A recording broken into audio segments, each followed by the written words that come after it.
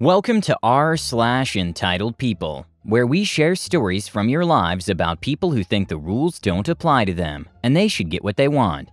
Thank you, friends, for subscribing to the channel and for so many likes.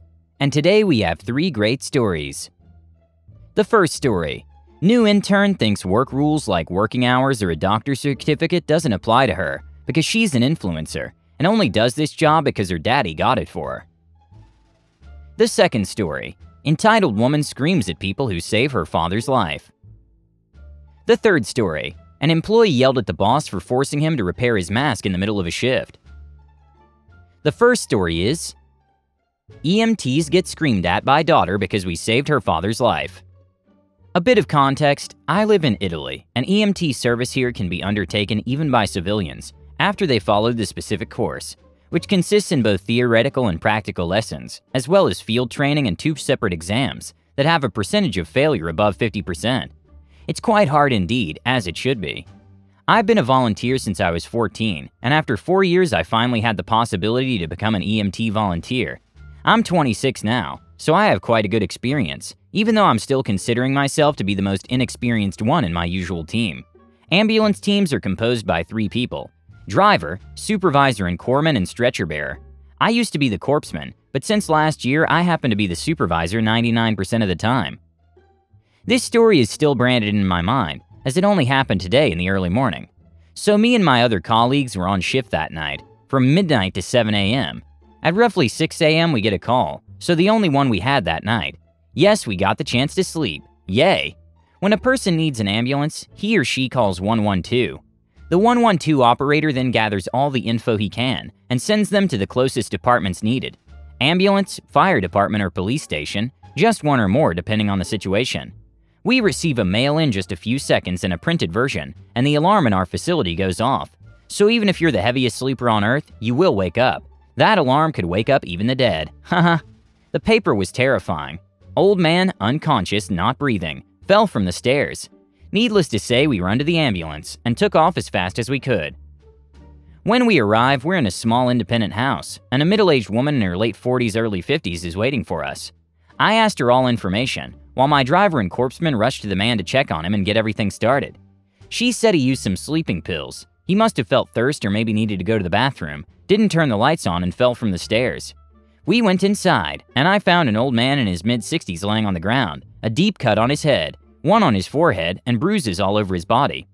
He surely did fall from the stairs, no doubt there. I tried to wake him up by calling him, verbal stimulation, giving him some buffs on the cheeks, and then even pinching his nipple hard, pain stimulation. Nothing. Checked for his breathing and there was none. At the same time, the monitor that gives us info like saturation, cardiac activity, blood pressure gave us the flat line. No pulse, no blood pressure, a saturation level that was below my own shoes level, nothing. We started all the procedures.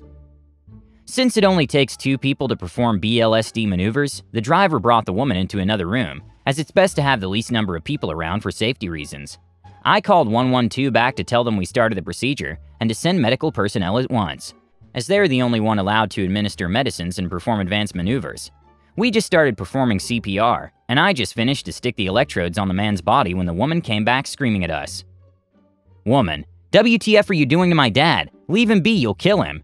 Me: what? We're trying to resuscitate him. He doesn't have any pathology or built-in device that could kill him. Woman: do not resuscitate him. Me: lady, we must try to. Not only is it the best option, but it's also mandatory for us to try. We could be arrested. Woman: I don't care. Don't you even dare touch him. Driver: but why? Woman: because he's my father and I can decide what to do, and you can't resuscitate him unless I say so. Me: no, you can't decide that. We'll do what we have to do and try to save him. You can't stop us or we'll have to have you arrested for attempted murder. Now back off. This is your final warning. 8 years of EMT and 1 year as supervisor gave me quite an authoritative voice, and she finally backed off and quit screaming. Note that we initiated BLSD nonetheless, while our driver was doing his best to keep that poor excuse for a human being away from us, even because touching something while electricity is being discharged into it can be quite a mistake, let's say. Woman: he's dead. Dead. You can't do it. Leave him alone. My driver finally brought her into the other room, as he's the biggest of us and can be a rather intimidating presence, given he's 2 meters tall and is an amateur bodybuilder. After 3 discharges, the doctors and police arrived. Probably something didn't click right in the 112 operator's mind when he talked with the man's daughter. After the 4th discharge, we had a return of spontaneous circulation, ROSC, the second one I ever witnessed. Of course, the man was not entirely okay. Even if he opened his eyes, he couldn't do much more than panting heavily and ranting in pain. CPR can save a man's life, but often some ribs will end up broken due to the pressure that comes from external compressions. The doctor and the nurse then started doing their stuff, so I went my way to talk with the officers about the woman's behavior. Me: "Hey man, can I talk to you for a second?" Police Officer 1: "Sure." We went to a separate room, and I described him all that happened. Our arrival, the daughter talking about how he fell from the stairs, her sudden outburst, everything. He thanked me and gave him his number in the case I remembered any other detail. After a few minutes, the doctors came in and asked my colleagues to bring the stretcher in and take the old man in our ambulance, but asked me to stay. He then started asking me a ton of questions about how we found him, in what position, if we noticed anything else, as well as a copy of my form about him. When he was done reading, he told us that there was no way he could even walk on his own, as he was using really heavy sleeping pills. It was basically like saying that someone who just underwent tonal anesthesia suddenly woke up and started playing chess. I'm not a doctor, so when I wrote down the pills he used, I didn't pay any attention, as I was more worried about the man's life. Something must have brought him on those stairs. There was no other way. The police officers immediately handcuffed the woman and proceeded reading her rights. As she was the only person in that house, she was basically the only suspect. That's when she started screaming, kicking, spitting, and even tried to run away to no avail. In 8 years, I've seen my more than fair share of SH, including several heart attacks, strokes, suicides, and even a homicide of a young boy. But I never heard or saw anything like this, not even from those who have been EMT volunteers for 40 years. We were shocked to say the least, but in the end we still managed to save a man's life. Explanation: while EMT volunteers are still considered healthcare personnel, we're not considered medical personnel. Also, as per the Italian Red Cross regulation, we cannot provide any kind of medical and invasive help, like using manual defibrillators, and administered medicine, or even declaring death. The second story is entitled Intern Who's an Influencer Thinks She Doesn't Have to Work. Some backstory: I work in an online communication company. We sell things like websites or AdWords to our clients.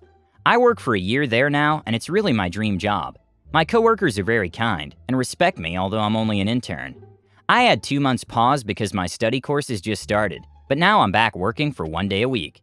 The time this story happened, I worked a full 40 hours a week. So on to the story. A few months back, my boss announced we're getting an intern for a month. Everything okay with that, but after we heard she's the daughter from one of our clients, we weren't so happy about it. This client is a big one, and we don't want to lose him, and that means that if daughter is not pleased, she'll probably tell her father. My team leader told me I have to explain to her the task she has to do for the time she was here. Normally I have no problem with something like that, but I was a little nervous about it. The day Olivia, obviously not a real name, arrived, she fulfilled every criteria of an entitled influencer. Expensive clothes, blonde, really thin and tanned, but I didn't want to judge too quickly. I helped her getting the PC ready and explained the task to her. This task was really an easy one. You don't need special knowledge for it. The only thing is it costs some time. I prepared some templates for her and I tried to explain it by doing the steps together. I told her if she had a problem or a question, she can come to me and I'll help her. After that, I left her on her own. After a few days, I realized she gets later to work and also goes earlier. Her working hours were from 8 a.m. to 4:30 p.m., but she came around 9 a.m. and left at 4 p.m. or even earlier. Also, I checked her progress on my computer and saw that she basically did nothing. I was mad because she didn't stick to her working hours, but she also thought that she does not have to work. I mean, she got paid for the job and did nothing. I explained the task again and she asked me, "Why can't you do the task?" And I thought, if I have to do the task, I wouldn't explain it to you, would I? We talked a little and I told her that I'm leaving at the end of the month for some time, because my courses are starting. She asked me, "You'll be happy to get out of this company, are you?" "I will be." And I was like, "No, I really like my job, and I'll start here again after I got my timetable." After I said that, she looked really confused at me, like how can you like a job like this? I wanted to roll my eyes because not everyone can earn their money with Instagram. Olivia's next strike was one day she sent an email that she's so sick she can't come in today. Here in Germany, you need a doctor's certificate after 3 days not showing up at work. We all knew about her Instagram account, and we checked it out that day for fun, only to see that she's now in Berlin for an important influencer event. We just thought, what the heck? She said in her story that she's so sick, but she couldn't let her dear followers down. Of course, we showed this to our boss, and we could just laugh about her stupidity. Like, did she really think we wouldn't notice? The day she came back to work, late again, and without a doctor's certificate, what a surprise, our boss wanted to talk with Olivia. She was told to not do something like this again, and she got her first warning letter. There was only about a week left of her internship, and we were glad that she'll be gone soon. Olivia's attitude was really annoying. She never greeted us in the morning or said goodbye after work. I did a little small talk with her because I wanted to be nice, and she just told me stuff like her next travel destination, or that her hotel is not that great. Yeah, she lived in a hotel, a really expensive one, the month she worked with us, and she wants to earn even more money with an innovative shower gel. I said nothing to the things she told me because I really didn't give an F. What annoys me most about this whole story is that if I had pulled stunts like this, I would have been fired. I work very hard for that job, and this behavior made my blood boil. She took full advantage of her status of being a client's daughter, and at the end she still got the job reference because my boss didn't want to have any trouble, and that was the easiest way to get rid of her. Sorry if this wasn't so exciting, but this makes me still mad when I think about it. But the best thing is she's gone and I never have to see her again. One funny thing my coworker told me, the photo in her application was one from her Instagram, and we thought how you could think a selfie, half naked, is an appropriate photo for a document like this. Haha. And the last story is, welp, just got fired over a mask issue, and I couldn't be happier. We reopened a couple of weeks ago, and on the first day, the owner brought in a set of company-themed face masks for us to wear. The problem is they're cheaply made. Mine broke, strap, on the second day, and since he'd only ordered enough for one per staff member, my only other option was to wear the homemade one I carry as a backup. I'm already stressed by the heat, new regulations, lower volume of guests, and higher ratio of Karens. Then the owner shows up, sees me, and throws an absolute SH fit. His masks are company policy. I bring him in the back and show him my broken strap. He tells me it's company uniform and my responsibility to fix it. He's being obnoxiously stubborn and reminding me of my dad, and I just basically lose it. So what then? Am I also supposed to bring a sewing kit? Am I a master tailor? Am I supposed to abandon my section, find a YouTube tutorial on sewing, do a half-a job, and have it immediately break again? I'll wear it if you guys fix it, or if you order more backups, but asking me to fix my mask mid-shift is ridiculous. This is not the first time he and I have gotten into it. He's a really awesome, well-intentioned guy, but one of those boomers who has too much free time and money, and he likes to involve himself in daily restaurant minutia. But he's the anti-King Midas. Somehow everything he touches always turns to SH. Staff are constantly having to clean up after his messes. He doesn't appreciate being talked back to. Then, like a mob boss, he gives me an ultimatum. Is it worth your job? I'm running on heat exhaustion fumes. Every shift since I've come back has been really stressful. Customers have been bigger D's than usual. Tourist season is about to take off, and no one's wearing masks. Our state has seen record spikes in COVID-19. If I'm fired, I can still collect unemployment. I love my job, but my impulse beckons. Do what you gotta do. And so this morning I came in and he did what he had to do. And I'm feeling okay, actually quite relieved. I'm gonna move somewhere remote with cheap rent, work on myself, develop more marketable skills, and ride out the storm for the next several months. COVID-19, cratering economy, protests, election, etc. It's a crapshoot, and I'm no one's guinea pig.